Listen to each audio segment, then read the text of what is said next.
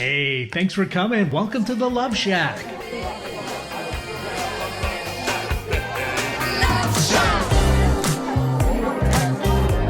Hi, welcome to the Love Shack. It's a little old place where we get together, explore fresh perspectives, and eavesdrop on juicy conversations to discover the things that really matter while having a little bit of fun along the way. I'm Staci Bartley, and I'm here with my co-host and lover, Tom. And this is actually a part 2. We did a part 1 on this conversation about what to do when your relationship is in trouble.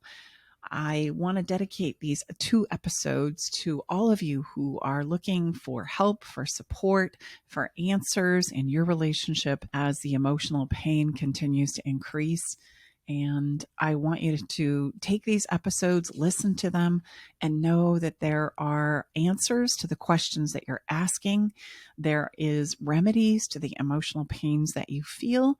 And we are here to help you do our part in answering some of those very difficult, sometimes challenging questions. I mean, let's be honest, we are bombarded, especially in the relationship space now, with a lot of marketing and a lot of like hooks and a lot of things that lure us into thinking we found a remedy and then we try it and then it doesn't take us anywhere. There's a lot of quizzes that we think if we can get to the bottom of understanding through a quiz, through our astrology sign, if we understand our love language, and don't get me wrong, these are all great things that help us feel just a little bit better, but they're not the answers nor the education and training and mentorship that you need to get better at this thing we call love. And, if we studied it and learned it like we did anything else that we get better and masterful at, whether it's cooking or your career or your job, raising family, we would appreciate it and be better at it. And yet we just think we're good at this. And there's a lot of, pain and guilt and shame and disappointment when it comes to the relationship journey without realizing that all the same life principles that govern life outside of relationships apply inside of our relationships, meaning there's going to be ups and downs. It's normal to have things that don't work in your relationship. It's normal to have things with your partner that you want to change or that you are frustrated with. All of these are a very normal, natural part of a relationship.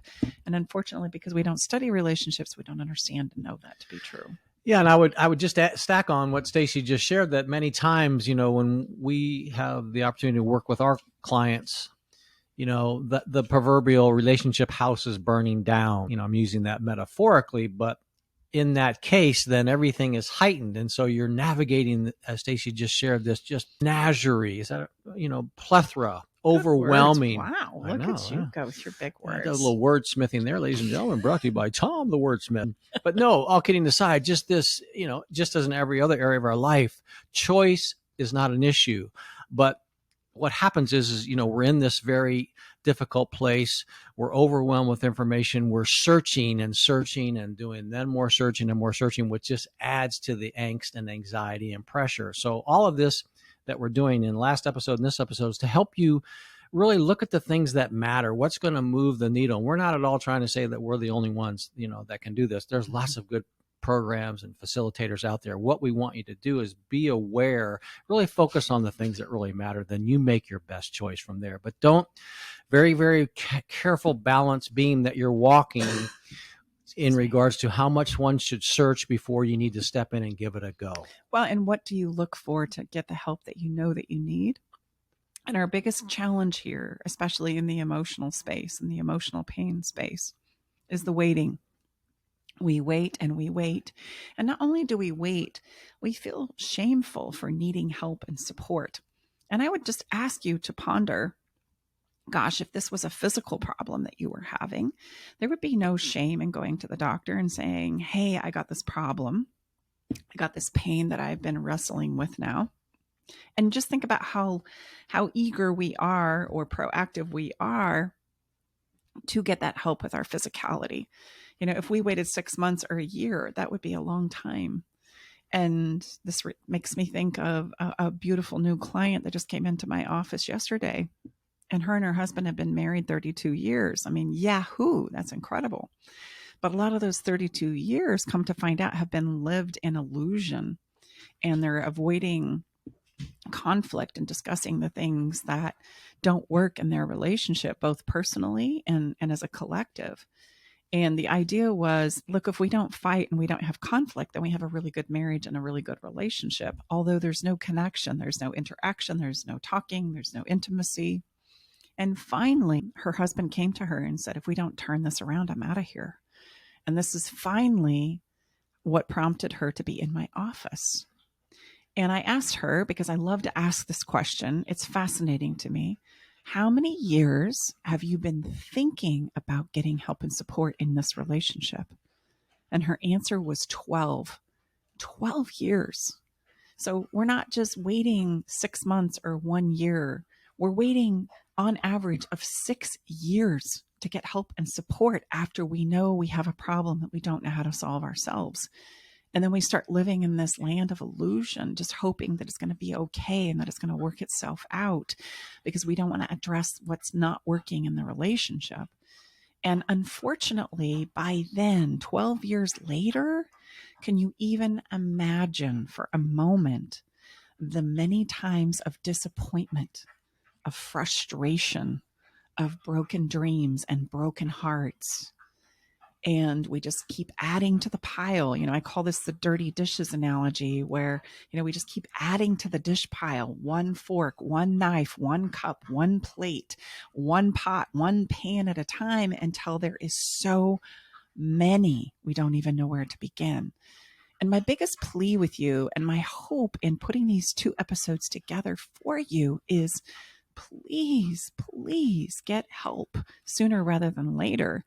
And as Tom will always remind us, heck, don't even wait till you're having problems. Where do we go to study and get better at relationships, right? Let's do it proactively, much like trying to extend longevity in our lives long before we have a problem, right? Don't wait until you have heart problems, diabetes, lung problems, etc. Be proactive about that to extend your longevity. And that's so true in our relationships as well, right? Don't wait until the communication is completely broken down, or you haven't had sex in 3 years, or, you can't stand to be in the same room with each other. The proverbial walking on eggshells. Yeah. Get help and support long, long, long before you get there.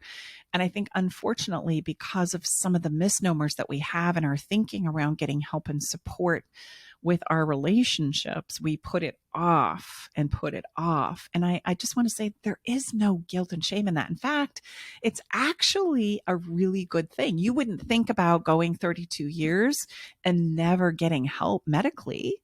Like that would be crazy. Like, what do you mean? You haven't had a checkup. You haven't had a sore throat. You haven't had the flu. You haven't had an infection. Of course you have. And that's so true when it comes to our emotional experiences as well. And yet we have thoughts and ideas counter to that, where you should have to go a lifetime or a relationship lifetime and not have any problems or emotional pain. And I'm going to tell you right now, that is such BS. Like, that is not reality. That is a complete straight up illusion. Well, and we know that that's what oftentimes keeps us from, taking that step, taking action, making a decision, because there's a very strong narrative out there, a story out there that, only those that are weak need help. And so this is another thing that we as a family and a body of work are always saying, that is, that Staci just shared, that's absolute hogwash. My brother, who's a huge, wonderful mental health advocate, says, I love how, and he's struggles with depression and really advocates and helps others that are in that same place. And he always says, depression is not a casserole disease. Mm-hmm. Think about it. When we have a medical problem, our neighbors and loved ones come to us, bring food and things. But if we have a challenge in our relationship, or we have a challenge in our mental health, it's like all of a sudden we have cooties. Something is wrong with us. Isn't that interesting? Yeah. Yeah. And we've got to change that narrative, right? And that's what we're very passionate about doing. And again, that's the purpose behind these 2 part 1 and 2 series, is to normalize the conversation around it's okay to need help. This causes me to think of another client that's coming to mind, and they've been married for quite some time too, 42 years to be exact. They just celebrated 42 years of being together. And they were telling me in confidence that they had been to counseling several times throughout that 42 years, and that the journey hasn't always been easy. And I said, gosh, rather than feel bad about the fact that you've gotten help and support when you've needed it, do you think that might have contributed to the longevity of your 42 years? I would suspect that it has.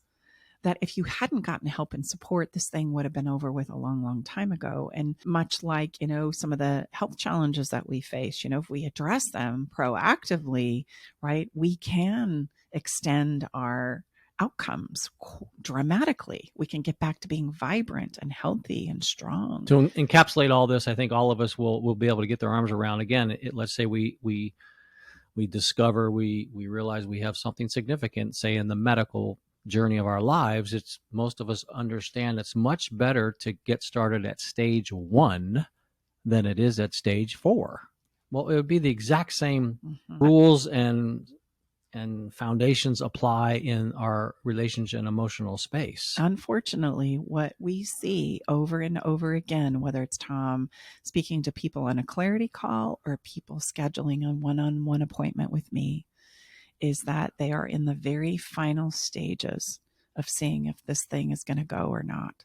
Meaning, on average, they have waited far too long, and the emotional pain now is so intense, and the threat of somebody leaving or somebody blowing this relationship up is what finally drives them into our sphere of influence. And if I could literally implore you with one food for thought piece that I want you to take away from a conversation today, it is this: don't wait, because waiting does not make it better. And we end up finding ourselves in the land of illusion, hoping and praying that this is just going to go well. If there is not conversation and a feeling or a sense of connection in your relationship, if the sex and intimacy has gone, if you are really great companions but have forgotten all about being lovers, those things are really great things to pay attention to and to get some help and support in addressing. Don't wait, because what happens after that is a tremendous amount of personal and collective breakdown. And then we say things like, oh my gosh, I didn't see it coming. Well, what do you mean you didn't see it coming? When was the last time you had sex? 3 years ago?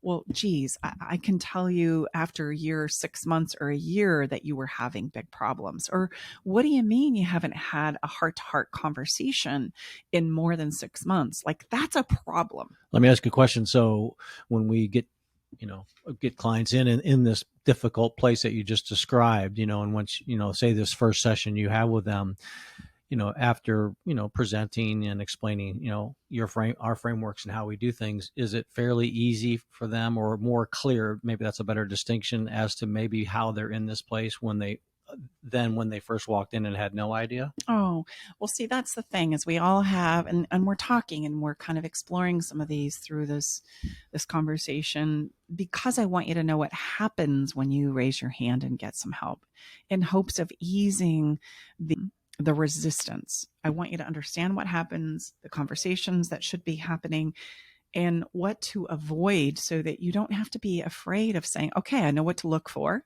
and I know how to get help, and I know when it is I found the right person to help me. And that's the whole goal here, so that you don't wait. So now that we've got the waiting out and you realize that is your worst option, let's give you some things to look for in regards to, okay, how is this going to go, and how should this play out, and what should you expect when you're looking for the help and support that you know you need. And the first thing that I'm going to say to you is, one person can get help, and that will improve the quality of the relationship overall. Relationships are something that we contribute and pour into. And so one person can absolutely change the trajectory of that. So many times, just to stack on that, and this is huge, I would say, 80% of our clients come to us first individually. If they're coupled, and not all facilitators, not all, professionals will do that. We do, because, well, that's the way it usually goes. And so, yes, step in, Staci calls that person, his or her, that raises their hand, the brave heart, because let's be honest, both people know, but we're at different places of the journey. And so very rarely does a couple in unison raise their hand. And we say this often and say, yes, we look at each other in the eye. We both know we need to now go get help. That doesn't almost never happens. Mm-hmm. So let's work with real life and real situations. Yes, one person can be the brave heart, raise his or her hand, start working with us or another professional practitioner, and that can absolutely change the trajectory. And then we continually encourage and coach and mentor our client to keep inviting that, I would say, that we'll call that hesitant partner to step in. Mm-hmm. But we don't coerce or force or manipulate or leverage. Yeah. And this is the point that I want to make here is don't pressure someone into getting help because they're not going to get anything out of it. Like Tom said, instead, invite them to join you. I'm doing this. And if at any point in time you want to come along, I would love it. Please join me. And then don't hesitate to go back and share with them what you're learning. And this idea of conversation about here's what I've learned. I think this is valuable. I so relate to this in our relationship. As they watch you then also show up better in the relationship, that's what gives them not only the courage, but the motivation to say, wow, okay, this isn't what I thought it was. Because recognize and realize what's stopping them is what they think is going to happen.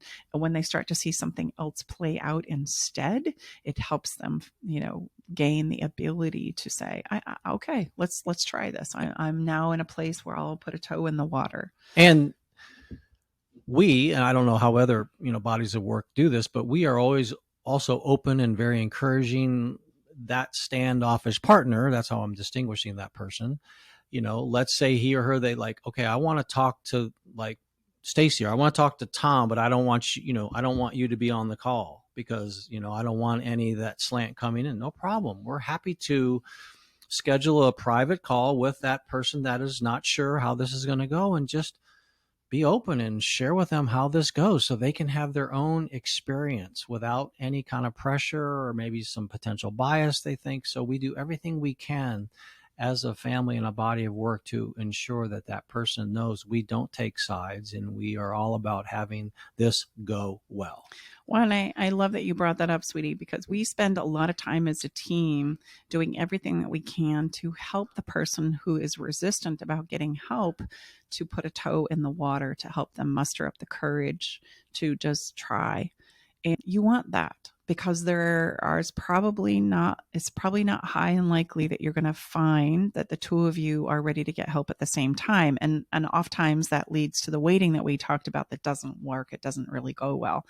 So it's better for one person to step in and then work with somebody who will help facilitate those conversations, that there's always an open invitation. And not only that they'll be willing to do whatever they need to do to help that other person feel safe to put a toe in the water so that they can have the experience that counters what they thought this was going to be and how they thought this was going to go.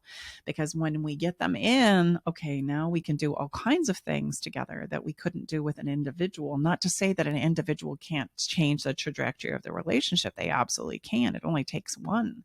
But it's so great when you see two people come together and work together and do that in unison with the mentor and support. It's a wonderful thing to see. So you're looking for somebody who will help you have those conversations, not just say, oh, well, sorry, I guess that means you need to ditch them. I guess that means this relationship is over. I guess that means you're done. No, it doesn't. Sometimes we just have people who are a little more adverse because of where they come from or what their orientation is to getting counseling and therapy and help and support. They might have an adverse experience that they're trying to recover from. They might have somebody in their sphere of influence who has. We just never know what's going on inside of that person. So if you're not having somebody who's wanting to support you in creating that invitation and that support and making it safe for that other person to put a toe in the water, then that's something to consider because that's a huge piece of working with couples. And as Tom has already alluded to and shared, we do an awful lot to do that. Yeah, I would say that there's nothing convenient about it on our side, but we're not in the convenience business. We're in the transformation business, and it may take more than one attempt, one call. That standoffish partner, husband, wife, significant other say, okay, And then, they still don't step in. Okay, well, then again, we keep encouraging. Would he or she like to talk to us again? Maybe they want to talk to our daughter. I mean, they want a true objective experience, and it's hard to find that. So that is really, really, really important. It's going to be your best opportunity to get this partner of yours in. Yes, absolutely. And I honestly, as we look at the numbers on our side, there has been a 90% success rate with getting the partners enrolled in enrolling in our programs with somebody who was started prior to stepping in. And I mean, we've had some pretty great stories about how somebody said, "Oh, I'll never do that. Oh, my person would never do that. Oh, right, whatever." I mean, they already told me. And sometimes it may be at the very, very end of the journey. We can't guarantee when that's going to happen, but yes, I always share with people on these clarity calls. I am continually grateful and amazed. And we've been called some not so nice things by that standoffish partner, which is okay. And that's okay by us. Emotions I get it. are running You're hot. Scared. Yeah. And we do our best to stay neutral and objective, and why we're here is to help. And yes, there has been some amazing turnarounds on the attitude and opinions of that person we just keep doing what we do best and keep supporting and encouraging our client, keep inviting. And hey, let's just be honest, it typically doesn't happen in our lives. And so when we take that slant, that's our best opportunity. And we've seen it happen. I'm thinking of a precious client who the very first few sessions I had said, "Are you inviting your husband to come and join you on these?" "Oh, he will never. Like, he's never done any of this before. Like, he's totally against Thinks it's all hogwash. Yeah, he actually wasn't. That word wasn't used. I'm going to not share the exact word. But the never word was, yes. "Oh, he will never step into this." Well, you know what? He has, and we've done a tremendous amount of work together, and he's incredible. Like, he's so incredible. And I just think you just don't know. So don't think that you know. Your job is to invite and to begin. That's important, to take action and to begin and get the support and help that you need to continuously, invite them and share what it is you're learning. And it's amazing what can happen there. Which takes me to the next thing that I want to point out here. So don't pressure someone. It doesn't work. It doesn't go well. You don't need to do that. You just need to get started. You need to start and become that demonstration that you want to see happen in your relationship. And this is followed by the second most important thing I want you to think about. And that is, don't be pressured into making a decision. So often, even the best of therapists, counselors, signature program, coaches, mentors, mentors, etc., are basically becoming the decision makers in your relationship. And there's a couple that comes to mind immediately who came to us after seeking therapy for herself. She was really on the front end of knowing that they needed help and support. And just like we had described, she stepped in, she started working on herself.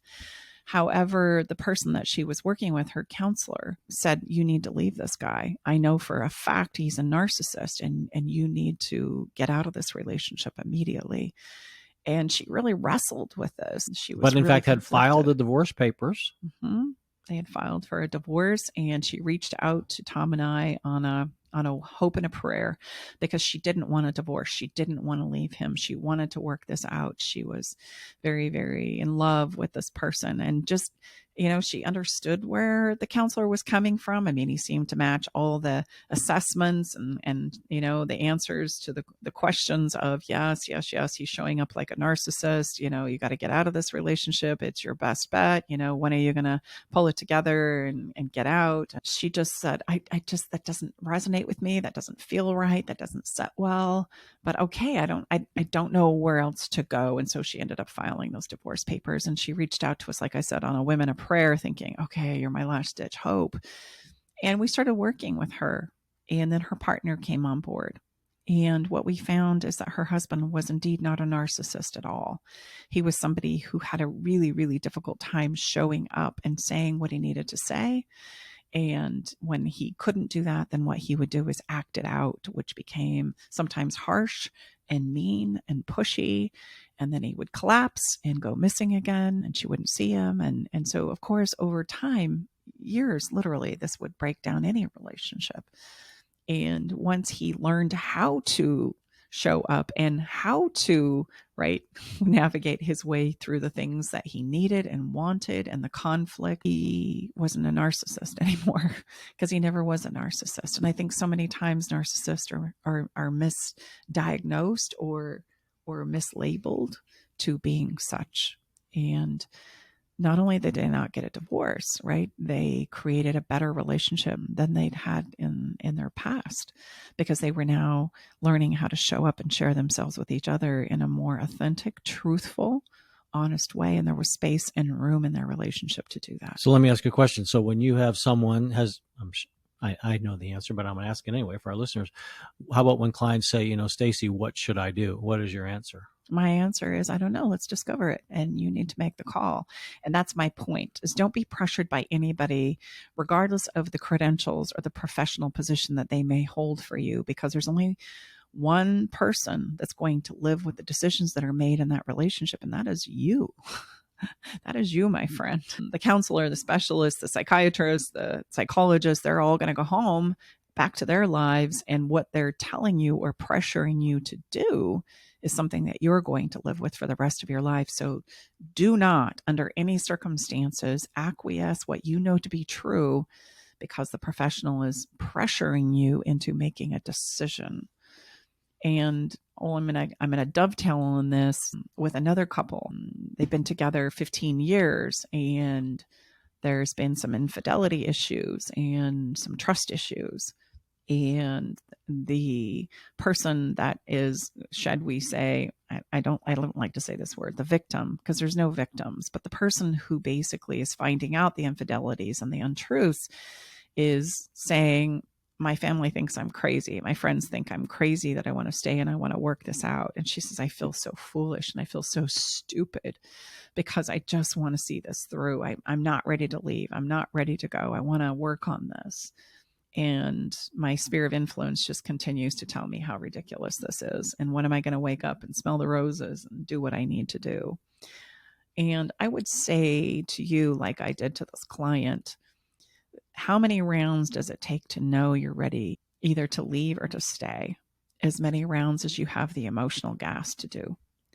And it takes some rounds sometime. We don't just figure these things out before we get started. We figure them out as we go. And if we don't take a journey to figure them out, to learn as we go, we leave the relationship feeling very incomplete, which is the greatest tragedy of all, because we finally go, well, I guess I need to follow the advice of my parent, my friend, my community that I'm in. And even though this doesn't feel right for me, I'm just going to do it. And then on the backside, what you don't realize is there's a tremendous amount of regret, because you're wondering, well, gosh, if we had gotten help, if we'd gotten support, if we'd, figured some things out, I mean, maybe we could do these things. And I would just remind us all, look, our loved ones, our best friends and things, they love us. So it's going to be very difficult in all candor for them to be objective, because why? Well, they want the best for you, and they're not always able to look past or look through and see the entire situation. So it's not uncommon for those that love us to protect us. Well, and I just want to stack on that and say they're not in love with the person like you're in love with the person. Well said. Like they don't have the investment emotionally, financially that you have in this relationship. So again, it comes down to finding somebody who can help you navigate through that, which is typically going to be a journey, and then support you in making the decision from a place of completion for yourself, so that you feel good, even though it might be something difficult to navigate through. One of two things is going to happen. You're either going to make progress in a brand new, direction, and you're going to go, wow, let's do this again. This is really great. It's really working. Or you're going to go, oh, okay, I see. I understand. I know now. I'm not willing to meet your needs, or you're not willing to meet my needs, or this starts to make a lot of sense. And so that's what starts to create what Tom and I call a loving release. It does not have to be we push and push and push and blame and shame and point fingers until this whole thing blows sky high. And then I go, see, right, and now I have to leave. Now there's a whole new way that we can do this thing when we know that we're having problems and challenges. And it needs to be a journey. It's not something that we can figure out on the front side and go, oh yeah, see, I need to leave. I'm just going to lop this off and pretend like it never happened. And I'm just going to move on as though there is no effect afterwards when I leave. Oh my goodness, especially if you have kids, there is a tremendous amount of after effect. This has to be integrated and become a part of who you are because it's part of your life experiences. And you can't get around that. So we can try, but you're not going to be successful with that. And I think that's why there's so much anger and pain and disappointment and frustration. And then this drive that somebody has to pay, because then somehow that's going to offset all of the incompleteness that I feel with inside of myself. If one person pays, everybody pays. And so we need to learn how to get complete with wherever this is going to go next in our relationship when we're in emotional pain. And so don't be pressured into making a decision about what you need to do. Find somebody who can help you ask the questions, explore the things, teach you the things that you need to know so that you can make the best decision possible for you and your situation and your love life. And if any of you are saying, like my client did, oh my gosh, I just feel so stupid and silly and foolish for continuing to want to work on this. I'm not ready to leave yet. And yet there's so many boxes I could check that would say, you need to go, you need to go, you need to go. I would say, you know what? Find somebody who can help you explore that honestly. And there is no foolishness in loving somebody and wanting this to go well. That is not foolish. That is actually very brave. It is very courageous. And I'm going to encourage anybody who's in that position to get the help and support and mentorship that you need to make those decisions as you navigate through it so that you can explore what's possible without feeling like you just got to cut it off and be done. I think that's the part that's foolish. Right. How about, this is a big one. What about all the stuff that's happened in the past when someone comes, someone that discovers they're in this place, they know that they cannot go on. They've got to do something. It seems to be fairly common. Like, I got to go talk to someone and just drag out all of that has transpired in the past. How do you handle that? Mm-hmm. You've got to find somebody who's committed to moving you forward, because if you don't do that, you're not going to run out of gas for the journey. Sure, things are going to come up from the past that we need to address, or patterns that we start to see emerge. But the greatest gift I think that I can give couples in this place is an understanding of how you arrived here. And then we can start working on how it is we need to move you forward. And as you move forward, the things that we need to address from the past will come up. There is no reason in my mind and in my thinking and in my experience and personally speaking that we need to dig up the past before we can move forward. And unfortunately, that's the mindset of a lot of counselors and therapists and coaches out there. So I'm going to encourage you to be mindful of that, because you don't. And actually, we kind of get stuck in the past sometimes if we do that. And let me just share and remind people, look, if you've been through a significant, trauma event or something that has been very intense, say for a shorter period of time, absolutely. And there's some very skilled facilitators that can move you forward through that specific situation. But by and large, we find most of the people that come and work with us, Staci likes to remind people, look, if something in your past is holding you back and from keeping you moving forward, then we will understand it. It will pop its head up when it needs to. It will show up in the future. Yeah, and we'll deal with it as it goes. It's a very important distinction. But if we don't get you moving forward with a little bit of hope and a little bit of inspiration about what's possible here and get you moving towards that, you'll flatline. You're not going to make it. You're just absolutely not going to make it. And I think we don't consider that aspect of the journey enough, that we want to get you feeling better so that you can work on some of the stuff from the past. We don't want to work on the past and flatline you and not make you feel like, or help you feel like you're making progress forward or inspire you for the journey ahead. And so be mindful of that. And then find somebody who is good at helping you explore you, and never take sides or tell you what to do. Choosing what is best for you is not the job of the specialist. It is your job. The expert needs to be masterful at asking good questions that are designed to disclose new understanding and possibilities for you and your relationship. You should always feel like you have the permission necessary to do what you feel is best for you at the end of the day. Because like I've already said, you're going to live the choices that you make. Nobody else in the room is. And so that's so important for you to remember that. So I think we ought to wrap this up by talking about guarantees.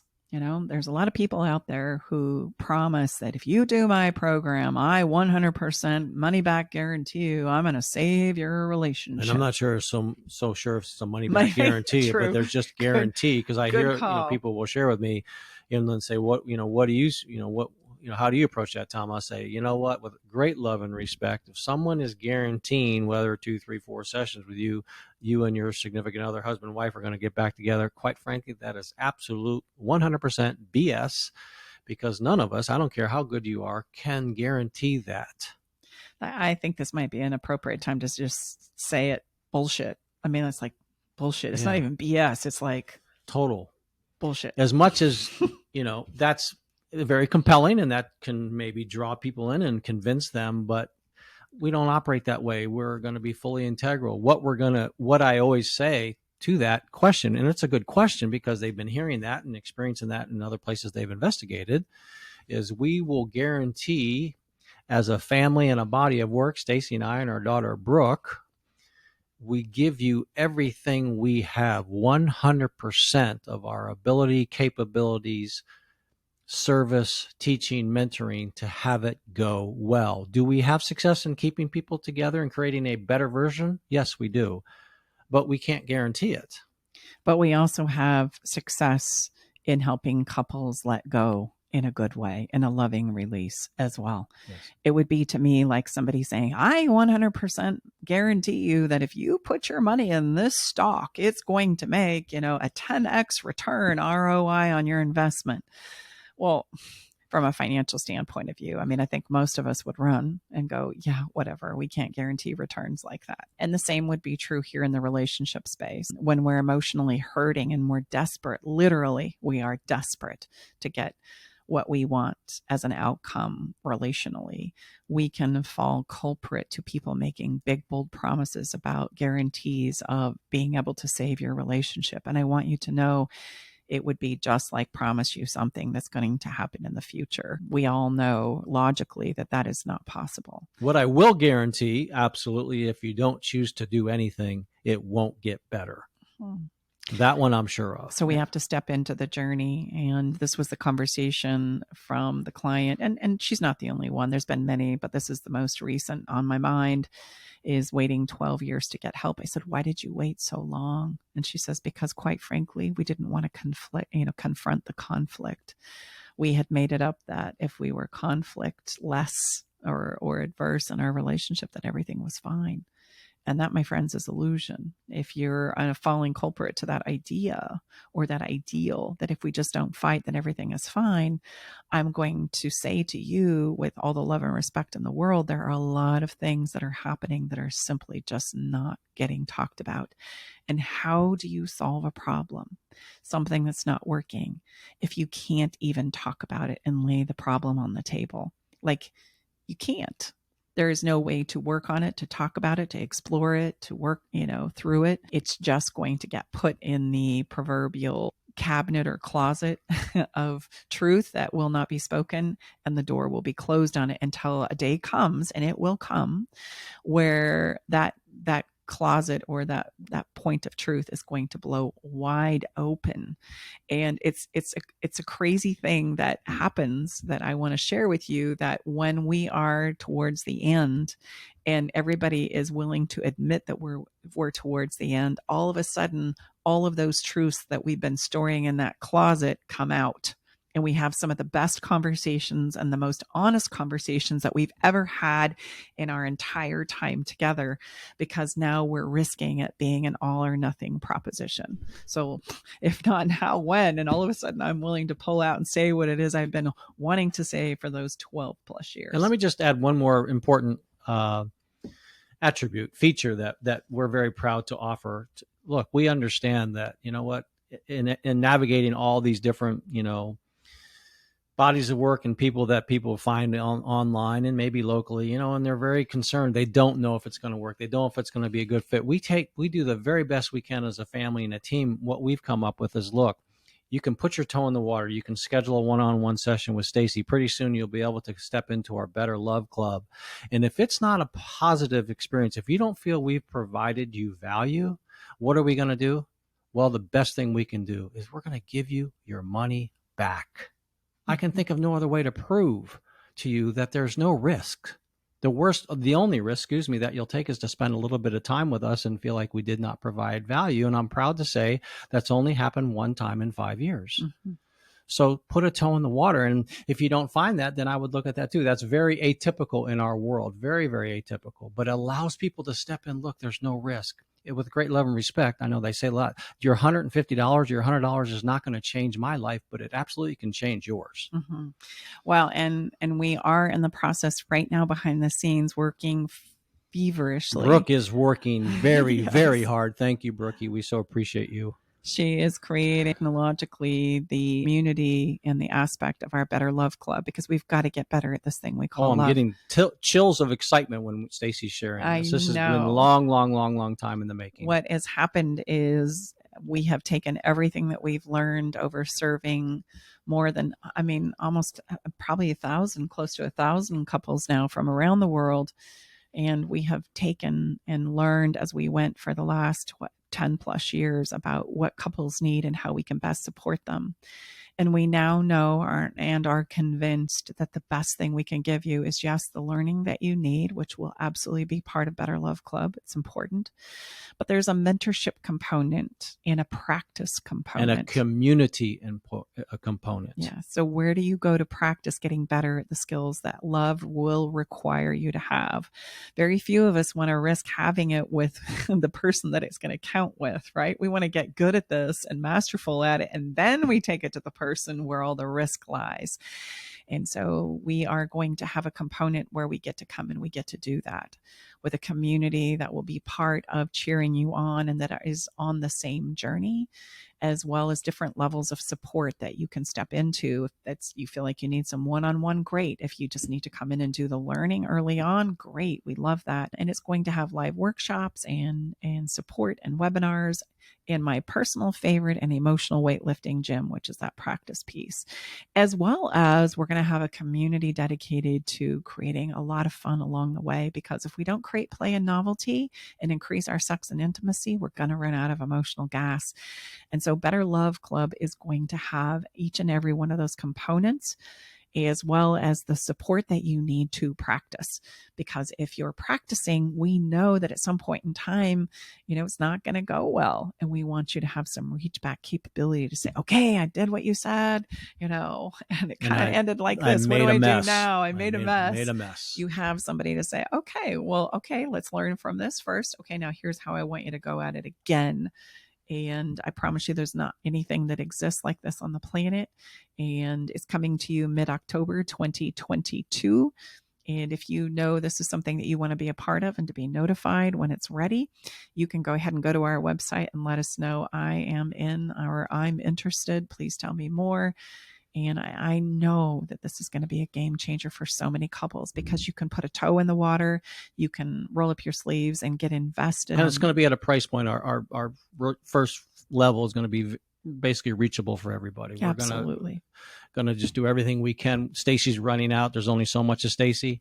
She's running out of availability, and we want to be able to serve and help more people. And this is going to be just a really wonderful opportunity for all of us to really move the needle. We're super excited about it. So let's take a pause. We gave you a lot there. And again, you don't need to listen, Tom, the detail man. You can listen to this episode first and go back to episode 100 or whatever. There's no way. Either way, again, just really the intent, the hope here is to give you some things to keep your eye on, not be overwhelmed, and make your best decision.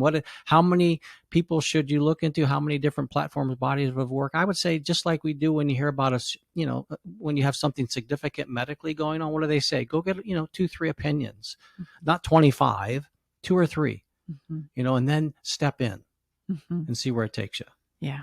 So true. Don't wait, and don't do the endless search on Google. Explore and then make the decisive decision to step in and do something. So yeah, I love that. Let's take a breath. I'm going to take a sip of my wonderful beverage over here, and then we're going to step into some follow the fun one of my very favorite segments of the show. I don't have any idea on this one. Sometimes I look. Staci doesn't like me to look. It is fun. I have no idea on this one. Just so you know, I'm right there with you. Don't log off now, please. Like, oh gosh, they don't understand what I'm going through. Well, I would say maybe this would be a good indicator that you need to get some help. Now, if this seems like so out of touch for you, why they do that every dang time. Yes, we do, for a reason, because it is absolutely crucial, and we're going to continue saying that over and over again. So, honey, what is the follow the fun for episode 101? I've named it Music is the Gateway to the Soul. Oh, we're going to a concert on Monday night too. If you're listening live, we'll be sharing that next episode. It's going to be excited. Awesome. Tom and I love music. I think music is on in our house probably close to 24/7. Right? We don't really watch television, but music is always on. Oh man. And we have our favorite artists that we track and follow, etc. And this really is true for me anyway, that music is a gateway to the soul. And so how does this apply to the follow the fun moment? Well, I'm going to encourage you to create a music playlist of songs that remind you of your special someone. And you can do this really easily on Spotify or Apple Music. Like, what are the messages that if you could share them with your person, what would you say? What would you want them to know? And music can be an incredible place to touch somebody's heart. And if it's difficult for us to speak up, right, and share those things verbally, we can say it through music. In fact, I'm having a memory of a client that was a singer-songwriter, and he used to say to his wife, "I can't talk, but I can write you a song." Wow. There you go.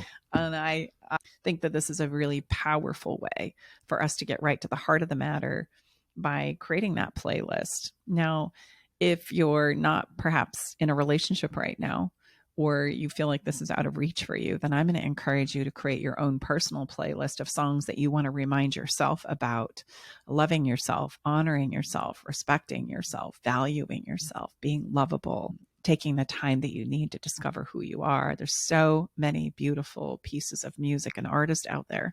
So create your playlist. And then once you have it ready, if you're going to share it with somebody, then text your lover and say, "Hey, I got a surprise for you. I've put together some messages from my heart to yours. And, go ahead and click on this link and let it play and let it stream." And it's just a wonderful thing to absorb and to talk about and to share musically. As humans, we search for evidence truly that our lovers care for us. This is one of the greatest frustrations and disappointments that we have in many of our relationships with each other. And so I want you to know that every little bit of something that shows you care means a tremendous amount to your person, your relationship, right? When we can remind them that it matters to you, that they matter to you, that this relationship matters to you. It makes such a huge difference. And we can do it simply by just compiling some songs that are meaningful to you, that remind you of your person. And we can send it to them. And it's a wonderful reminder that, yes, I do feel loved, because it's so easy for us to make it up that we feel unloved and lonely in our own relationships. So let's give a shout out for some music and a playlist, and perfect segue into the "what are we feeling," which is the song part, which is, again, leads right into that. Again, I don't know sometimes I know what the song is. I didn't even hear last night anything playing. I must have been really involved in what I was doing, because a lot of times I'll hear, "Honey, turn that down. What are you doing?" "I'm getting the song for the episode." Okay. Yes. I didn't hear that. I don't remember hearing that. Did you do that last night? Of course I did. I must have been deep into what I was doing. Yeah, you must have. Music, again, it's a wonderful place to move us. And we do include a song with every episode so that you can feel the essence of what it is we're trying to communicate. And I felt like Bruno Major and his song Easily did this really well for us this week. As he says to the lyrics in the song, "Don't you tell me it wasn't meant to be. Call it love, call it destiny. Just because it won't come easily doesn't mean we shouldn't try. Doesn't mean that we shouldn't work on this." So, you can tell it didn't move you when you selected this song. Right? What a shock. You can get this song along with all of the songs for each and every episode by going to our website and clicking on our Spotify playlist. And we encourage you to do that. So that's it for this week's episode of Love Shack Live. And if by chance you have a conversation about love, sex, and relationships you would like to hear us talk about, or a question, or a specific question about this episode or others, please reach out to us. We have a widget, it's called SpeakPipe. You just literally go to our website and you can click a button, best I understand, and talk right into your computer. You don't even have to say who you are. You can go right to the question, and then we will get that auditorily. Mm-hmm. We are Tom and Staci Bartley, hosts of Love Shack Live. A special thanks to you for being here and listening in with us and spending some time with us inside the Love Shack. Do your best to become a better lover every day. Have some fun while doing it, and commit to feeling good. Like, that's the goal, right? Don't we want to feel good in our relationships? Absolutely we do. We forget that there is a good side and upside to this thing we call love. So there is, and we are wishing that for you and doing everything that we can on our side to make that possible for you as well. We'll see you next week. Bye-bye for now.